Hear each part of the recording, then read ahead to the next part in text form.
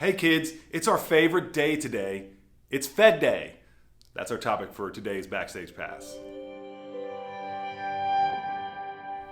Well, hey friends, hope you're having a great day so far today. Today is Fed Day. As we move into the late afternoon session, stocks are down today. Mortgage bonds are flat to a little bit elevated. We'll talk more about that in just a minute. But hey, the Fed announced their Fed funds rate hike decision today, 50 basis points. It's what the market expected. It's what the market has priced in. So no surprises or shocks there. The target rate is 4.25% to 4.5% for the Fed funds rate. They did update their future anticipated Fed funds rate for 2023, their target, to about 5.1%. Now look, throughout the announcement and immediately following the announcement, there were some bumps, but basically it's exactly what everybody was expecting. Now, immediately following that, the Fed had a press conference. The chairman, Jerome Powell, had a press conference, and he had a few things to say here in his press conference. Let's just take a look at these. These aren't exact quotes, but let's take a look at these together.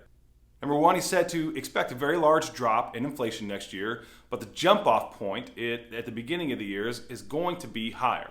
Number two, he said we want strong wage increases, but consistent with 2% inflation. Number three, I wouldn't see us considering rate cuts until the market committee is confident inflation is moving down in a sustained way.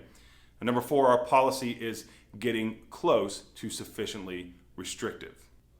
As a whole, the markets are kind of viewing this as the Fed leaving the door open to some softening in 2023. And something to note about the comments that he made about the labor market made it really seem like they're not interested in creating pain in the labor market, more interested in just getting wages in line with stable growth.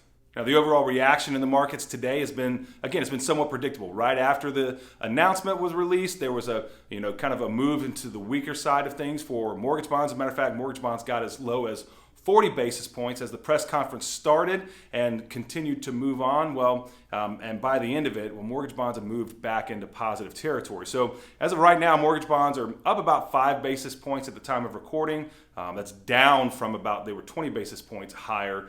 So just a little bit of movement, but we're going to say mortgage bonds are flat to positive territory.